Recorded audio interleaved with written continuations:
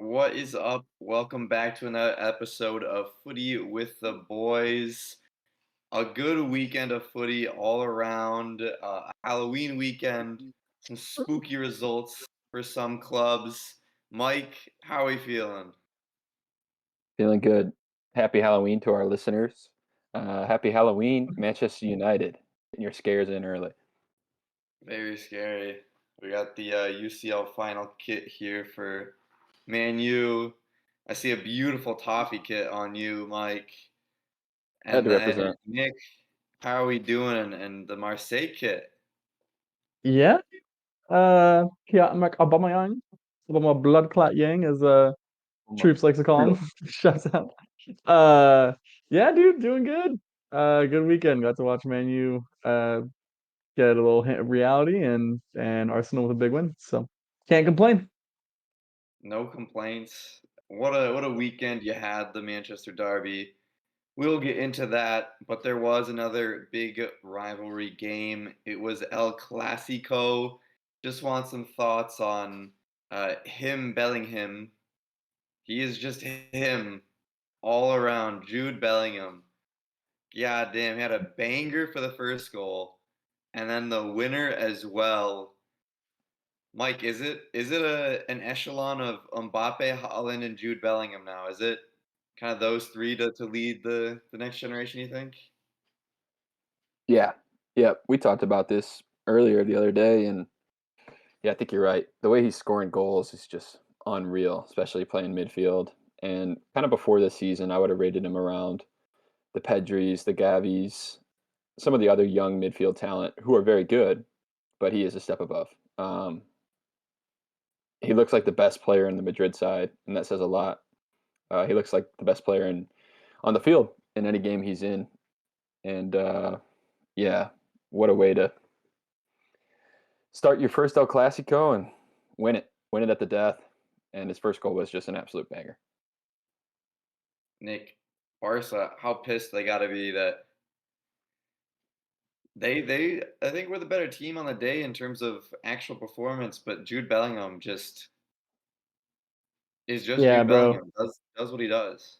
Yeah, he's like no longer. This dude isn't like one of the best youngsters in the world. I think he's just one of the best footballers in the world. Like, holy fuck. Absolutely We talked about it at nauseum earlier, but like definition of world class, you like consistently take over games by yourself.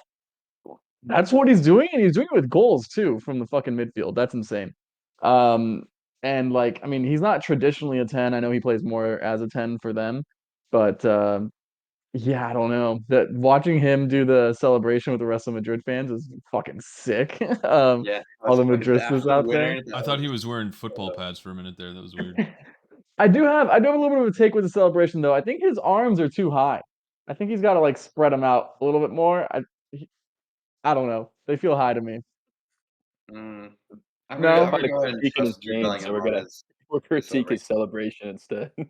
listen, I the aesthetic hurts a little bit. It like looks good from the front, but then you see it from behind, arms are too high.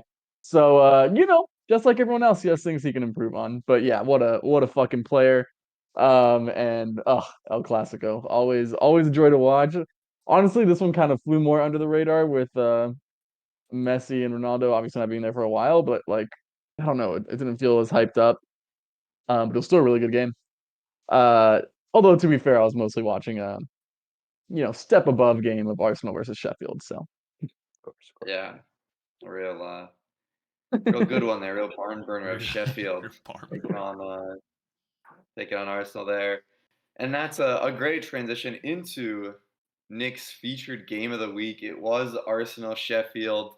And I saw or heard a stat while watching this. Sheffield United has conceded two or more goals in every single game they've played in the Prem this year, other than that opening weekend. yep. That is absurd. Two Yeah. goals in every single game as a team that's sitting behind the ball. Nick, it was no different here. What did you see here?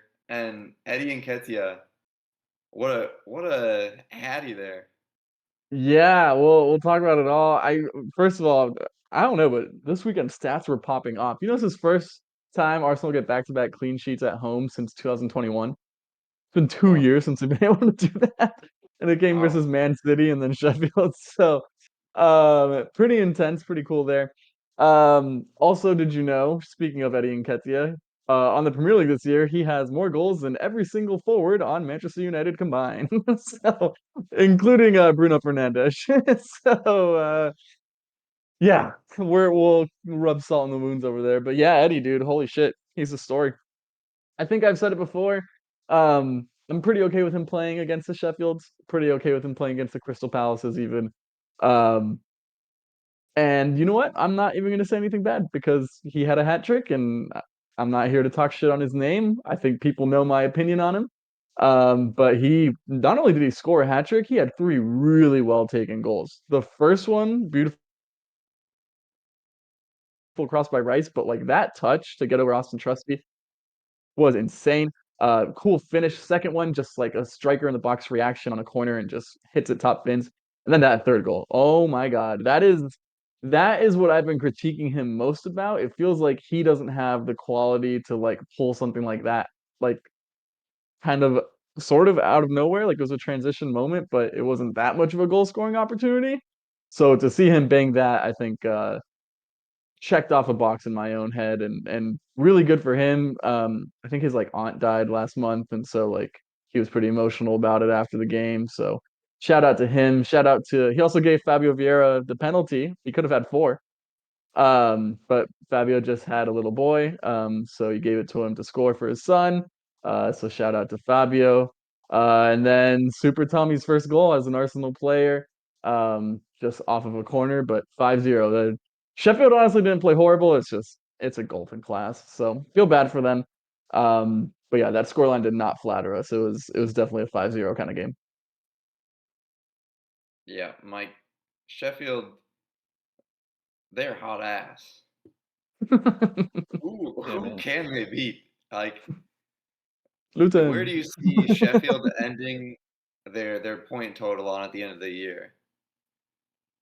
How many points are they on right now? 1? One. Yeah, dude. Like They I have think one draw and 9 double losses. double-digit points is like something to strive for. Like it's really bad.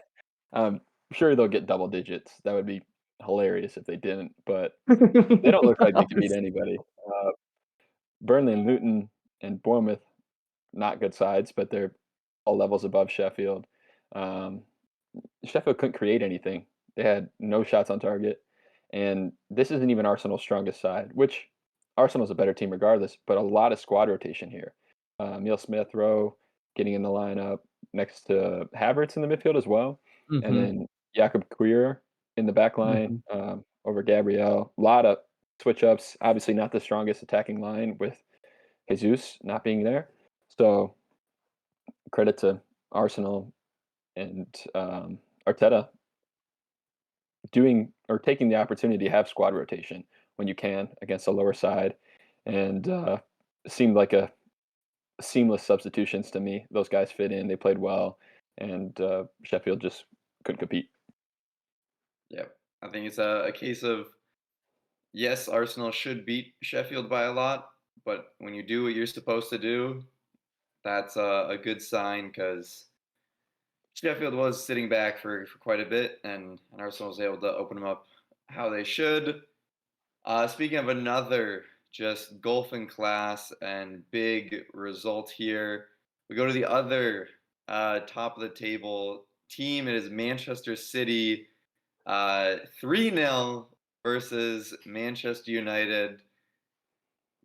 Uh, yeah, I don't think this is any type of surprise. Mike, did this, is this just expected? Were you expecting it to be closer? Anything else? No, no, they lost a game when they put out that lineup this morning. You could see it. They don't have a whole lot of options aside from the guys who started, but that's a weak 11 to put out against City. Um, the back line's really, really bad. McGuire and Johnny Evans, and then Lindelof on the outside is that's woeful if you're a Manchester United fan. They're missing Casemiro in a big way, that's for sure. Got a little experimental putting McTominay higher up the field, and he probably had the best opportunity of the game for them um, when he latched onto that ball from Rashford and made Ederson come up with a pretty good save. But attacking wise, their best chances of the game came from slip ups from City in the back. Notably, Gvardiol on that left side looked a little shaky with his passes. They stink, dude. They're really really bad. Rashford's not on it right now. Hoyland is 007. So yeah, not a whole lot to be happy about for Manchester United. It could have been a lot more. Holland could have had at least one or two more. Good save from Onana. Um, he was probably their player of the game, and he led in three. So that says it all. Nick, looking at United here, I mean, this is just a lineup that would inspire absolutely nothing. I mean, you have three center backs, two CDMs. You have Scott McTominay playing the 10 role at Manchester United. Where, let's say you're put in charge, you're the new manager of Manchester United. Where does this turnaround start? Because the players that are playing on the field for them are not to the quality of what we think Manchester United would really be at. Yeah, it's gotta be mindset. Honestly, if I'm a new manager, I don't hate benching Rashford for a little bit and, like, giving him a bit of a wake-up call. I actually thought Man U, Who like do you put in? Huh? Who do you put in for Rashford though? Well, I mean, listen, Rashford's shit, so whoever you put in is gonna also be bad. Rashford's bad right now. So he's lacking confidence, let him sit on the bench, and he doesn't, like, work hard off the ball at all. So that press, like, that he tries to do high up, it always falls apart going to Rashford's side because he's not actually pressing, he's just, like, there. So, I'd be cool with him holding bench. I I do believe Sergio Reguilon, he got subbed on, like, he could have started Yeah, this game. Victor Lindelof at left back is fucking woeful, man. Are you kidding me? That dude shouldn't even be, like, playing in the Prem anymore, much less at left back. He fucking sucks. He is by far the worst. Like, jokes aside with Maguire and Evans, he is, like, levels below the both of them. He is a shit fucking defender. Phil Foden had his way with him today. Foden had a little tap in goal from Holland. But I mean, come on, McTominay at the 10. What the fuck are we doing? I would put fucking just some young ass wingers out there, let them run their heart off even if they're not gonna do anything. At least hopefully, they're young and hungry and they'll try. And just have Bruno in the middle because he still does run a lot. So uh, shit lineup that they put out there. Um, at least put Ericsson higher up as opposed to McTominay. Like, what the fuck was he thinking? Ten Hag is a moron. He's not the right guy for this project. I don't know who is, if I'm being honest. I don't know who's out there that you bring in, but it's definitely not this fucking guy. Zidane. Yeah, Zidane. He's not Oh taking yeah, this fucking no job.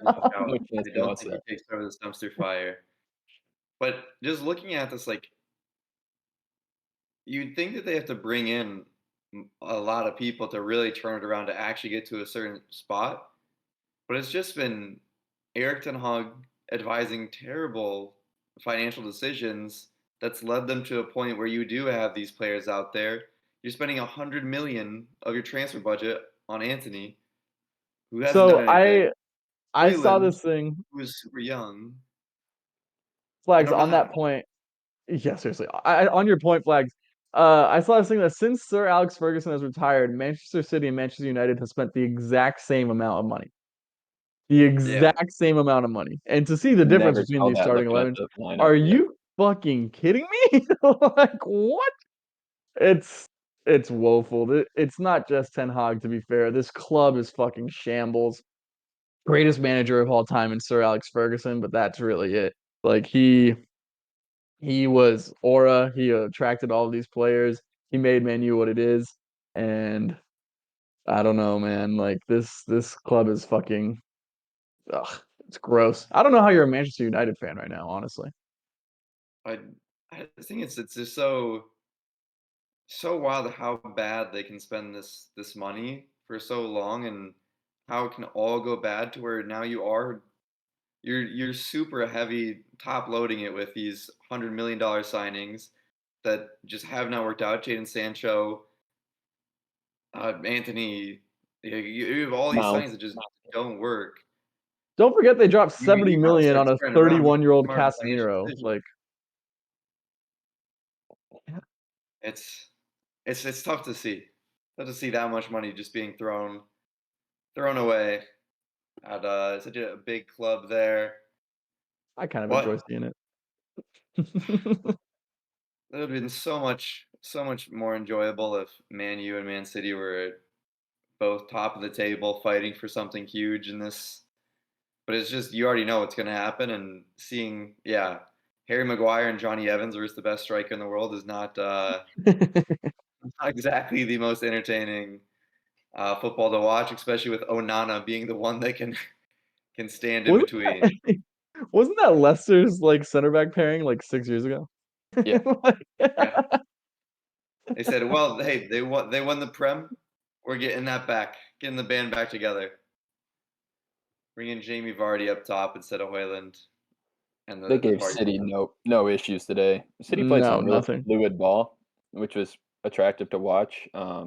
This lineup in particular, with Silva kind of going wherever he wants, Grealish staying wide for the most part, but coming in when he goes wide, and then the same with Foden and Alvarez switching all the time, and Stones coming up into the midfield. Like, dude, they gave Man U so many issues. They weren't staying anywhere near him. And Manchester United's like marquee signing of the summer, a Rabat, has to be taken off at halftime just because he can't stay with the pace of play. Like, I don't know about marquee signing. Yeah, I think that well, Hoyland was their marquee signing. Relax, maybe, dude. I don't know. After that World Cup, I thought he was like the biggest name going, but maybe not. relax. I think that's the issue with Man U though. He had a good World Cup, and yes, he's a good player, but they allow that tournament to then make them a quote unquote marquee signing for them when all these other teams that are top are seeing consistent performance over longer periods of time and making smarter financial decisions off of that. But that's that's Manchester United, and that will not be solved here today. But we have solved where Everton land in the world, and it is above West Ham. The start of the season was just a fluke. Everton is actually a top 10 team. They defeat West Ham 1-0. Could have been more, honestly. Decore had a one-on-one that I thought, if he was a No. little more calm, wasn't a CDM. I think he is able to put that in. But 1-0, huge result for Everton. The start of the season looked pretty grim, and we've turned it around quite a bit since then. Mike, how are you feeling? This is awesome, dude. I was pretty optimistic going in last week. I thought that we would get a result, um, and the win is huge.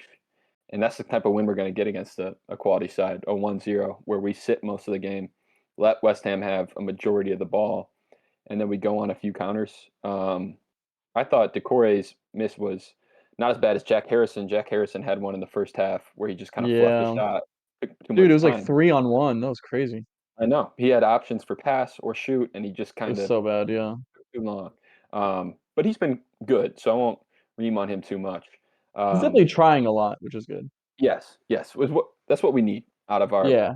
attacking He's like options. trying to be direct, yeah. Yep. Big Dom with a goal, his 50th in the Premier, in the top flight. Woo. Good for him. He's a man of the club, a workhorse, and that's a striker goal. That's what he gets. Pickford made a number of good saves. It got scary at the end. West Ham was Mhm. really piling it on. Paqueta had a nice volley, and we just saw it out. It was a good performance. Sean Dyke had a plan going in, and we stuck to it well. Nick, do you think that Everton should be more optimistic based off of these type of results and kind of the pickup in form, or how bad the other teams fighting relegation have been playing? No, you gotta be more optimistic about this. Listen, it was never gonna be relegation with these 3 fucking teams, so to beat a good West Ham team, which, to be fair, this wasn't West Ham at their best. We've been giving Jared Bowen his flowers all year, and he fucking missed about 4 chances today, so, like, let's not Like this wasn't Everton's best versus West Ham's best, but it's a really good result away from home as well. A quality goal, striker's finish. Trace was right. Really good goal, nice little touch, and then just make half a yard of space and tuck it in the corner. He had a lot to do with that pass, and he did it really well. So shout out to DCL. But yeah, no, you got to be encouraged with this. It's West Ham's a good team. I think maybe I've overrated them a little bit in these past couple weeks. For them to have this kind of performance isn't great at home. And of course they got beaten pretty bad last week. So um maybe the best of the rest is what West Ham is as opposed to a true Europe contender. Um but nonetheless, they definitely have more quality than Everton does. So big fucking win. Shout out to the Toffees. Hell yeah, big win. And I just think the overall pickup of form, getting 3 wins in the last 5, that is It's huge huge. after a bad start. That had me a bit worried that things weren't going to be looking too hot. But Van Dijk has got the boys balling out now. And I think Jack Harrison, like you said, he just tries a lot. That was severely lacking at the start of the season. I think that's a big change. Is just the ability to be attempting a lot of direct and attacks other than just when they were just heading the Yeah. ball like crazy. Yeah, he's not like he it hasn't come off incredibly often, but just having that threat there is big. Yeah. Yeah, absolutely. And going to a team that is also in blue, it's Tottenham versus Crystal Palace. Tottenham, not a title contender, Nick. They were after this Uh, game up 5 points on the rest of the table, still up 2 points on the rest of the table now. Nick, go. Yeah, how no, how I late in the season of them being number one until you would admit that they're title contenders? if they are leading the table and if they make 2 or 3 good signings by the end of January, then I'll say that they're legitimate title contenders.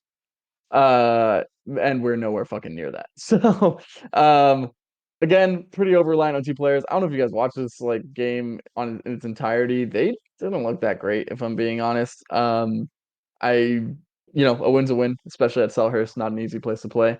But that was not convincing at all to me. Own goal off a cross, and Son doing his thing. He's class. But then even made it like nervy at the end with a little goal towards the end of the game. So yeah, I think the exact same thing that I thought of Tottenham last week. They should have won this game, and they did. And I'm still not totally convinced.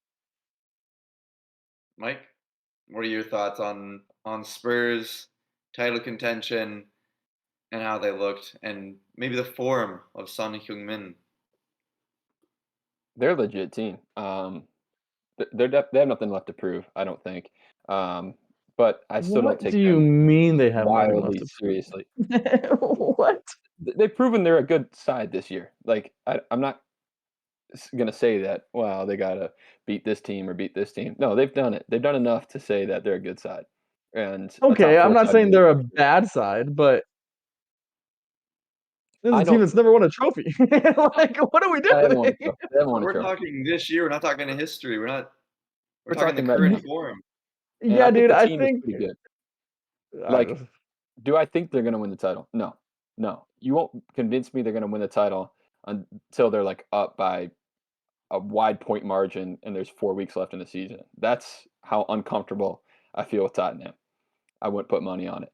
But I don't think they need 3 big signings. I think the I didn't squad say big. is I did good. not say big. Okay. I think they need like 3 rotational signings. I think the They need starting players 11 that is pretty decent. uh, I think if they get one more winger, Richarlison and Kulusevski fucking suck. If they get one more winger that can create for themselves, like in that starting 11, that's like the marquee signing, I think. And then just a couple of guys like we got last year, like a Trossard and a Jorginho, not people who are going to start every single game, but like quality depth that can step in if needed. I'm not saying those guys or those positions or anything, but like people that if Madison's down a game, like you're not just fucked because you've been over reliant on James Madison, which is what's happening to this team right now. They are a 2-person team, 3 if you want to toss in Vicario, who's been fucking insane. Um, I don't know, man. That's the part that scares me the most. I don't like their depth. Um, and these two players are in the form of their lives. Like it's going great right now. Is this going to continue the entire season? I highly doubt Yeah, I don't know. Well, But I like their back line. Like, I'll say that Pedro Porro was a fantastic signing. He's a dog on the right side, and he does a lot on the attack, and maybe even puts in more balls than Kulusevski does. You're right. I'm not the highest on Kulusevski, but Mickey Van de Ven and Christian Romero, good center back pairing. They look strong up and out in the 11. I think the rotational signings, that would be a big thing. If they can make a few in January on the attacking side, and then maybe like another center mid because they're so limited in the middle. They rely on Basuma and Pape Sarr to play essentially every game that they're available. yeah, I think rotation pieces would be nice, but I do still think that as long as injuries and things don't really take away Son and Madison, they have that title contention, and they've proven who they are. We're 10 games in. You kind of know who people are at this point. We go to a team that maybe we don't know quite where they're at, but it might be becoming a little bit more apparent that it's not going to be as favorable. Chelsea versus Brentford. Brentford win it 2-0. Man, we were talking about Chelsea finding their form and kind of picking it up, maybe getting some momentum going in a hard stretch. Brentford being one of those games that you would label as an easier matchup for them. They drop it 2-0. Mike, were we maybe a little too advanced on saying Chelsea had some momentum? Or are they still just as behind as they might have been? I think they did have some momentum, but what I didn't expect is Brentford to have some momentum. Back-to-back wins for them when they looked really poor Not the um, bees. for the last couple weeks. Yeah, the bees are stinging. it. So, yeah, I mean, that's not a good result for Chelsea. It's pretty much a 1-0 game, a majority of it. And then that That last goal last was goal so is funny. just Kepa not being able to chase down Bono. That He was tried so his funny, bro. damnedest, but he just didn't have the legs for it. Or not Kepa, That was excuse me. hilarious. Sanchez. He actually, But hey, low key, Robert Sanchez, kind of fast, kind of quick. kind of quick. Kind of quick. He hauled ass down there. He tried his damnedest. But no goals. Nicholas Jackson back in the lineup. I think Sucks dick. kind of says it, dude. They were looking good when he was not in the lineup. They put him back in there because they're like, okay, we want to try it with a real striker again. And he's just not on it. He's not on it. He's seeming to be another poor signing for Chelsea. There's been plenty of those. Nick, 2-0 Brentford. Brentford is above Chelsea in the table. What now that we've seen, some bit of form, the dips, is this just where they're at? Are they an 11th, 12th place team again for another year here? Um, no. So where are they, do you Well, think? yes. If I mean, not, they're gonna be around like 8, 9, 8 to 12 is where they finish. I think maybe that's 7. a That's as big high as I range. can You see gotta them you going go a this year. little bit more. I'm tired of this thing. That's like solid mid-table. What do you mean, 8 to 12? I think there's a difference between 8 and 12. That's a pretty big gap. Okay, Give me two. whatever. Give me two. Give me a two All right, position. fine. 9 to 10. They'll finish 9 to 10. I think I still like what I saw from them last week against Arsenal, so I'm still more hopeful than not. The Nicholas Jackson slash no striker thing is scary because remember those 2 goals that they scored against Arsenal were fluky at best. Um, and you know what? I honestly, the way Chelsea celebrated a tie last week, like looking back, this was a pretty clear letdown spot for them. Like they were acting like they fucking won the league for drawing Arsenal at home after giving away a 2-0 lead. Like they were ecstatic with that result. So maybe we should have seen a bit of a letdown performance coming this week. But yeah, shout out to Brentford. I like that team still a lot. And a lot of like really just like solid players. No one that's like incredible, but like people who do their jobs really well. So shout out Brentford. Bees are buzzing. Bees are buzzing. It's a very good result for them. As much as we talk about the the disappointment of Chelsea. But now we go into another team that I think would be another title contender in Liverpool here. They looked good. They looked very good against Nottingham Forest here. Jota, Darwini getting a goal, and then it's just default that Mo Salah at a certain point will get a goal. So nothing to remark on too much there. Mike, we're seeing a lot of teams up at the top there with obviously Tottenham in front, and then Arsenal, City chasing it, and Liverpool, you think in the Man City Arsenal hunt the same way, or do you think they're still a tier down in this chase? Yeah, they're in the hunt. I mean, they're really, really in form. No Diaz in the side today, obviously, for the stuff going on with his family.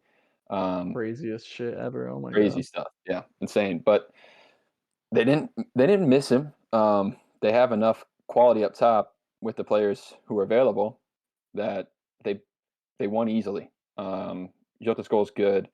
The goal that Nunez is fantastic. That's like classic Liverpool play.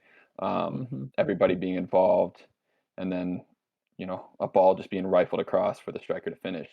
Great. They look super strong pretty much everywhere in the field. And then the third goal, Sally always gets on the sheet, and that comes at the expense of Matt Turner blunder, unfortunately for him. Not sure what the communication was between him and his center back. Most likely a lack of communication, but that was ugly. Sorry, Maddie. Matty Turner could do no wrong. That was on the center back. But For Nick, sure.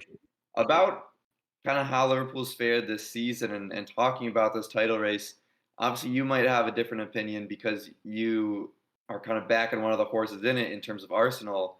But seeing four teams like this within a couple points, 10 games into the season, and all showing some really good form, good Did he play. say? Did he say 4 teams? I did say four teams, yes. Seeing these four teams at these high levels, playing so well, getting all these points, and being so close in the table, to me, it's been a bit of a refreshment of it was Man City just absolutely pummeling, getting a 5 point lead, and then just kind of being no hope. I know you're an Arsenal fan, so it may be different where you do just want it to be just Arsenal competing with one, but four teams from an outside fan's perspective, what are you thinking of that title race with just all these top teams? And don't say something stupid about Tottenham. Yeah, no, these 3 teams are in the title race for sure. So there is no doubt about it. I put Liverpool right there with Arsenal and City. I still would like to see them play City because that is a test. They're the champions. They're the ones you got to dethrone. They're the ones you got to play up to the level to. I actually think Liverpool and Arsenal will. It's just inherently always going to be a really good game. So I don't really like. I don't think they would ever look poor against Arsenal. I think it'll always be tight versus them. Um, but yeah, if that midfield can stand the test of having to play against Man City with Rodri and Bernardo Silva and whoever else they want to toss in there, um, like kind of shuffling things around and really controlling the game. If that midfield can hold together defensively, then Liverpool has just as much of a chance as Arsenal to win this title, in my opinion. Especially with the fucking form that Mo Salah's in right now, and they're not just dependent on him because goals are coming from everywhere, but they're definitely coming from him. So Absolutely from him. Oh, for sure. yeah, so yeah, I think those 3 teams. Again, I want to see that Liverpool City game. But I think it is a legit title race, and it is refreshing. I think you're right. 3 horse race. Let's fucking ante up and see what these gentlemen are made of, and we'll see who's the last one standing end of the year. Yep, four-horse race. Mike, Yep, 3 horses. Yep. from a more calm and maybe mediator stance here, these four teams, Three what teams, is it? sure. We're Everton fans. We don't really have a horse in the race. What is it like? How refreshing is it to just see different teams now all competing for it rather than it being Man City and whoever can get close? From a fan perspective, it's phenomenal. This is what you want to see. Some levity, some fucking actual competition at the top, where in the last couple of years, it really hasn't been a whole lot. There's been Liverpool City, and then Liverpool City was 3, 4 years there, and then Arsenal City last year, and now it feels like there's some actual real toss up in those front four, even front five. I mean, Aston Villa, respect to them, they haven't had a major win this Okay. year, but if you look at the points, you look at the stats, they're still just right there. Um, I like it, and if I'm a fan of one of those 4 teams, if you end up getting the title at the end of the season, it makes it that much sweeter knowing that it was that close. Um, yeah, you wanna win the title any way you can do it, but I think if you win one, it's close, it says a little bit more. I think it will have all the teams. Not that they're not locked in usually, but when City has a 7 point lead halfway through the season, the second place team's not exactly like this is must win, need to go out there, get the points so we can stay on pace. It's well shit, looks like City won it again. So I think this just keeps them fully locked in. Every game has a huge implication on sliding up and down the table. And now we go outside the big six, talking sliding up the table and down. We have Wolves moving up, Newcastle down. It is Wolves 2, Newcastle 2. We have been on the Wolves train for a bit.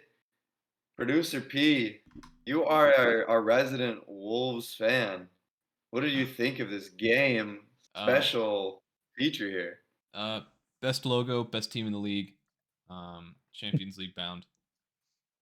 Uh, we got. I genuinely watched the second half of this game because Flags mentioned that it was on, and I was like, "Fuck it, I'll put it on." We got railed by the refs. I even have a clip of the VAR from the game that you know just a soft penalty that they gave. Yeah, this was soft as shit. Literally It's just stop. yeah, like he That's a bad angle. Here, look at this angle. right he didn't even hit him. He just kind of No, no, like no. tripped over his foot as it He went there. stops. Yeah, Yeah. it's ridiculous. Just So chicken shit. they get a point off of that, and then at the end of the game there was another one. I don't know who it was, but one of our guys literally got like suplexed to the ground, and that was annoying. And they didn't call it. And that was annoying. Yeah, I was like, whatever. Other than that, we'll take a 2-2. Yep, 2-2 versus Newcastle here. Wolves have been on the up and up. They look like And the this better side too. I think that solidifies that they are back. I think Wolves have shown that they're not the team that they were at the start of the year. They're back to good form. Is there a doubt here, Mike, that Newcastle is starting to have some worse results, starting to drop in form a bit more, and we might not be seeing the same Newcastles we thought there might be.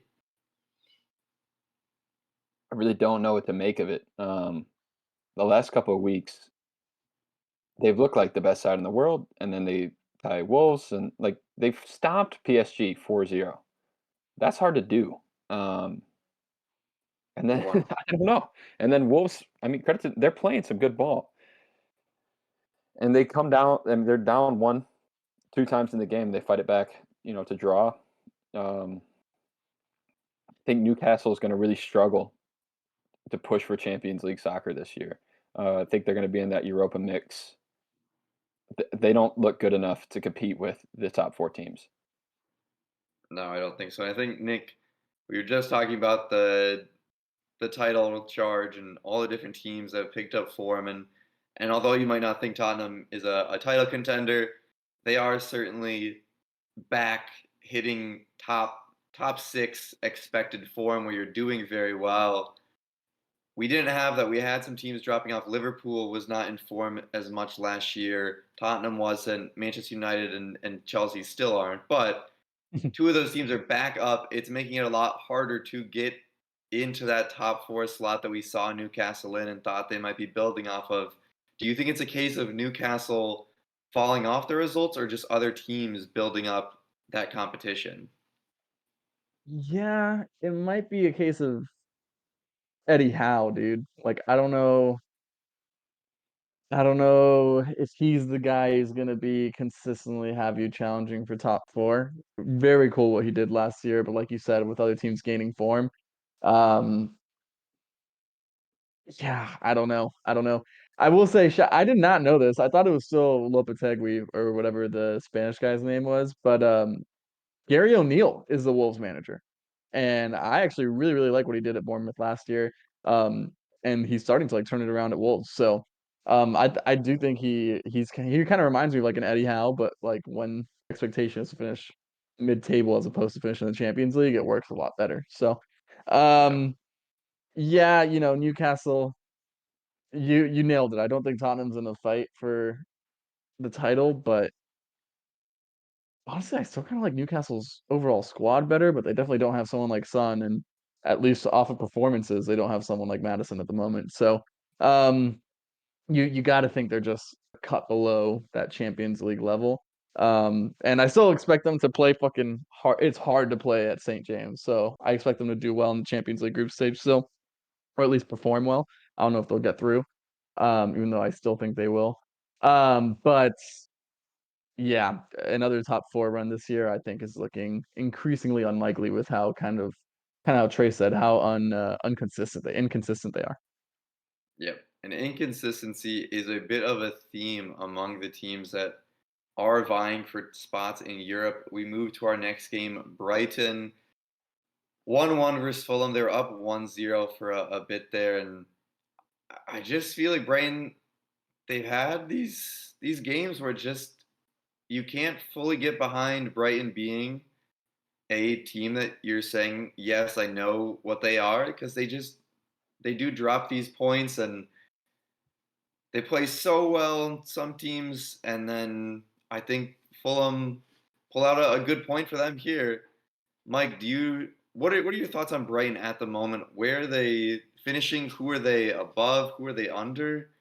Just seems like they're not maybe hitting the top form all the time and kind of letting their foot off the gas at certain times. I think Brighton's um, better than West Ham, but a bit below Newcastle and Villa. That's kind of how I think of them. Um, they dominated this game, like 70% of the ball. Like Fulham just kind of packed it in and then went and got one later.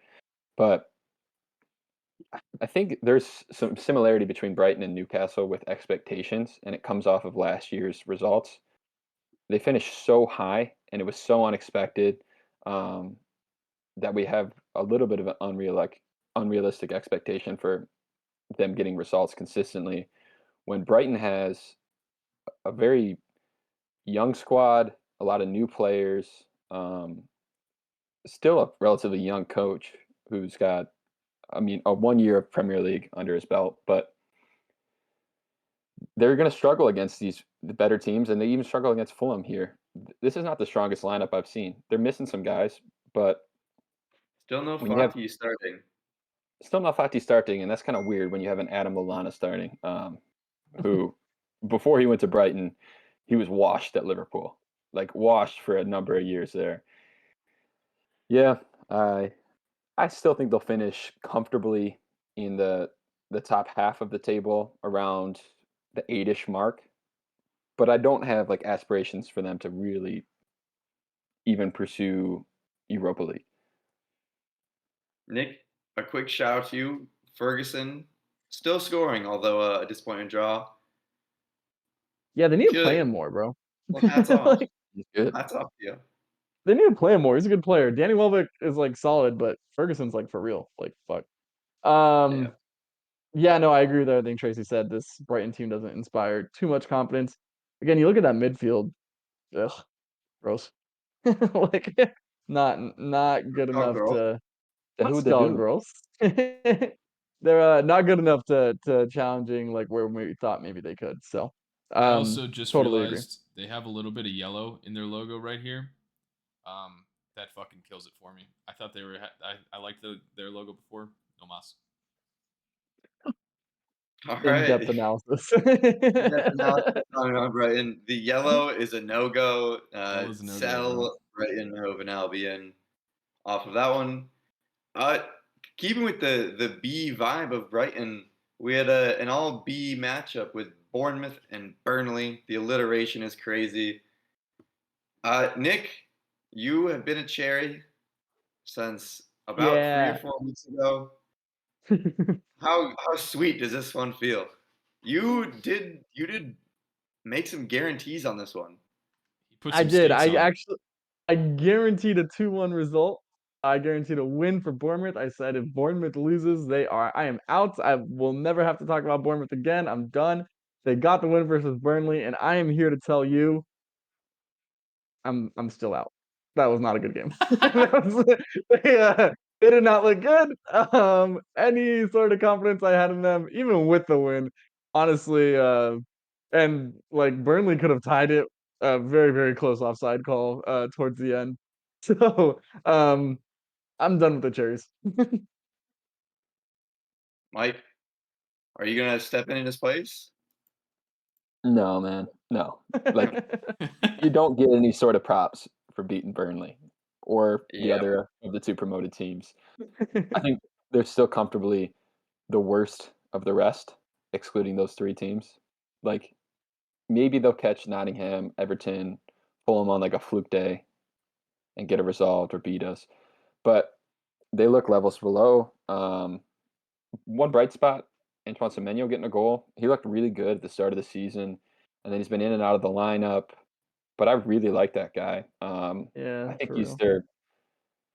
their most creative attacking player. I think he does a lot with the ball, which a lot of the other guys don't. I thought Sinistera was going to be a lot better, and he's just really not consistent. Kluivert is kind of a weird signing.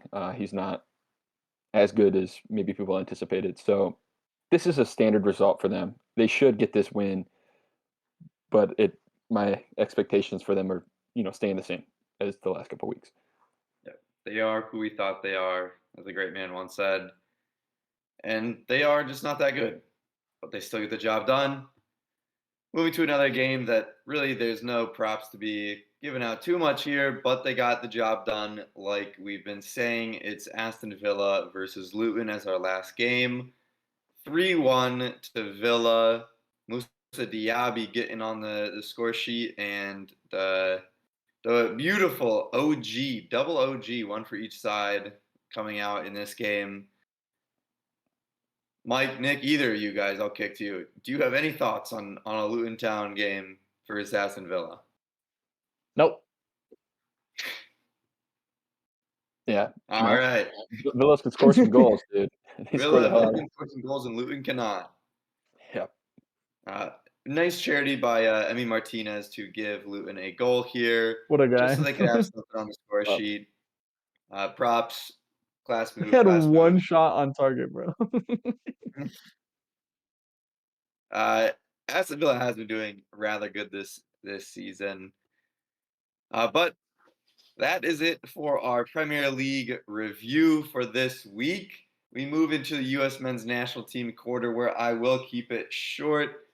Musa and Pulisic start again for AC Milan. It's beautiful that has become a tradition like none other. And Pulisic got an assist to his favorite striker, Giroud. Good pass. He was taken off at halftime. They were dominating at 2-0. Should have had even more. And taken off, injured, and then they end up going to a 2-2 draw with Napoli. So not great there. Gio Reyna got his first start at Dortmund on the year. 3-3 is how it ended there. He only got about 45 minutes as well. And now we're going to a new segment that we have not done before. It is called Pour One Out For, and we're choosing people. We're either pouring one out in celebration or out of sadness.